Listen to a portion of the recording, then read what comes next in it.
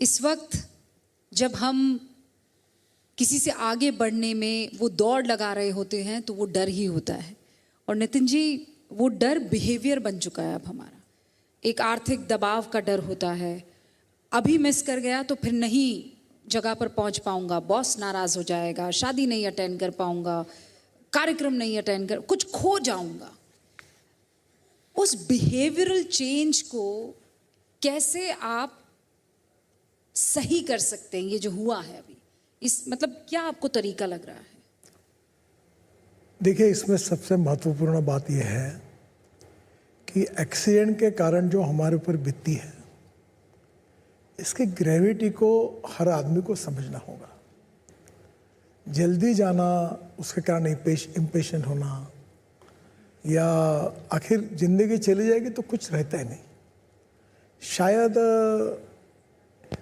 जिन लोगों के ऊपर ये हादसा जिनके घर में हुआ है और जो उनके घर पर बीता है, वो जो संकट है, जो परिणाम है, वो देखकर और अभी हमने देखा उनके उदाहरण, वो लगने के बाद ये इसको अगर हमको बचना है तो हमको बड़े पेशेंस के साथ चलना है, जल्दबाजी नहीं करनी है।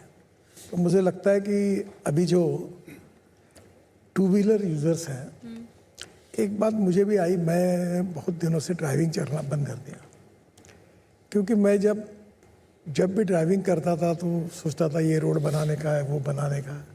तो जिस व्यक्ति के मन में खूब विचार चलते रहते हैं तो ड्राइविंग के समय वो बंद कर देना चाहिए। तो ये भी एक इम्पॉर्टेंट बात होती है, नहीं तो फिर उसका ध्यान दूसरी तरफ जाता है। तो मुझे लगता है कि हमको ही अपने हित में इन सब बातों का विचार करना होगा।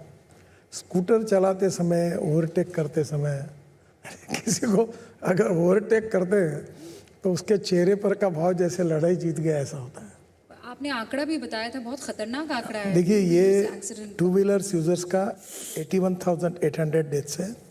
पैदल चलने वाले लोग जो निरपराध हैं, उनकी कोई ज़्यादातर गलती नहीं होती, उनको जाकर गाड़ियाँ टकरा जाती है, वो 36,500 है। ओवर स्पीडिंग के कारण 1,25,000 डेथ्स हुए हैं। और ये सब जो है जल्दबाजी, इम्पेशेंट होना और थोड़ा शांति के बाद सबूरी के साथ, ये तो जीवन की ऐसी फिलॉसफी है कि अगर सब लोग, मुझे लगता है, अपने मन में शांति रखकर, अगर पेशेंस रखकर चलेंगे तो वैसे भी जीवन में बहुत फ़ायदा होगा। और वैसे हमारे रोज़मर्रा के जीवन में अगर ये जल्दबाजी करेंगे और एक्सीडेंट होगा तो बहुत नुकसान होगा, हमारी जान जाएगी, पूरा नुकसान होगा। अमित जी, एक सवाल आपसे पूछना चाहता हूँ। एज ए मोटरिंग जर्नलिस्ट, हम लोग नई नई गाड़ियाँ, मोटरसाइकिल टेस्ट करने के लिए कई बार देश के बाहर के सड़कों के ऊपर भी ड्राइव करते हैं, राइड करते हैं, टेस्ट करते हैं। और वही हिंदुस्तानियों को बाहर जब ड्राइव करते देखता हूँ, मैं राइड करते देखता हूँ, एक एक नियम का वो पालन करते हैं। वही हिंदुस्तानी जब हिंदुस्तान में आते हैं तो वो उस तरीके से पालन नहीं करते। क्या ये मेंटालिटी आपको लगती है जो ज्योग्राफी के हिसाब से बदल जाती है?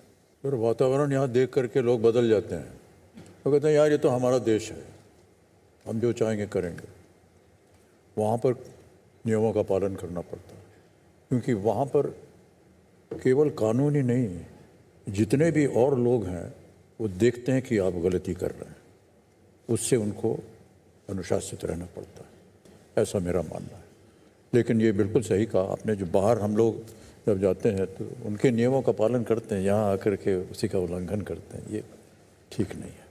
नितिन जी, एक यहाँ पर आकर के वही बात आ जाती है नितिन जी, ये शिक्षित करना लोगों को, एजुकेशन को कैसे आगे लाना, स्कूल से ही लोगों को शिक्षित करना, बच्चों को शिक्षित करना कि ये क्या सही है, क्या गलत है, और वहीं से धीरे धीरे बात जो है वो बढ़ती है। पर एक पर्सनल सवाल अमिताभ जी आपसे, कि आप हमेशा अपने सेट पर वक्त से पहुंच जाते हैं। कई बार ये होता है कि वक्त से पहुंचना तो है लेकिन हम निकलते देरी से हैं, सारा खेल वहीं गड़बड़ होता है कि 15 मिनट में पहुंच जाऊंगा, लेकिन देखते हैं तो 45 मिनट। आपने क्या रूटीन अपना ऐसे बनाया हुआ है? मुझे पूरा यकीन है कि आप भी इत्मीनान से ही ड्राइवर पायलट को कहते होंगे, पहले से सोच कर चलते होंगे कि इतने टाइम पे निकलूंगा तो इतनी बजे पहुंच जाऊंगा। जी, अपना उदाहरण दे रहा हूँ, घर से जुहू में रहता हूँ मैं, और ये हम लोग यहाँ फिल्म सिटी में है, यही जगह पर KBC होता है। तो एक आध बार आने जाने में पता चल जाता है कि 1-1.5 घंटा लगता है वहाँ से आने में। जाते समय क्योंकि रात का वक्त होता है, सब लोग अपने घर जा रहे होते हैं, तो और समय लगता है, 1.5-2 घंटे लग जाते हैं। जब आपको पता है कि इतनी देर लगने वाला है तो उसी के अनुसार से आप अपने घर से निकलिए। अभी यहाँ आने के लिए हमने कहा था कि हम थोड़ा जल्दी आएंगे, पता चला कि रास्ते में ट्रैफिक आ गया है, तो सूचित कर देना चाहिए, भाई साहब मैं ट्रैफिक में फंस गया हूँ, 15 मिनट देरी होगी, अगर वो शूटिंग की बात है यार।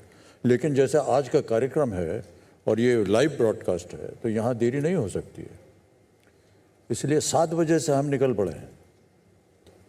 ट्रैफिक का अनुमान लगा करके भी नहीं, अगर जल्दी भी पहुँच गए तो क्या जाता है, बैठे हैं, रिहर्सल कर रहे हैं, बातचीत कर रहे हैं, सब कुछ कर रहे हैं। बेसिकली जो ट्रैफिक में होने वाली देरी है उसको आप पहले से प्रीएम्प्ट करके एक्सेप्ट करके, देरी तो होगी सर, कहीं आप ना extra कहीं time आपको लेके- मानना पड़ेगा कि ट्रैफिक में कभी कभी देरी हो सकती है। ये असुविधा नहीं मानी जानी चाहिए, ये नेचुरल चीज़ है बड़ी।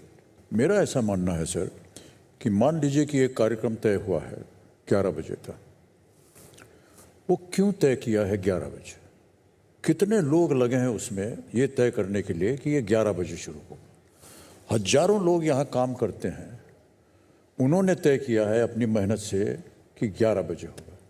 सर, मैं उनकी मेहनत का सम्मान कर रहा हूँ, मैं ये नहीं कर रहा हूँ कि मैं आज लेट आऊँगा ये होगा।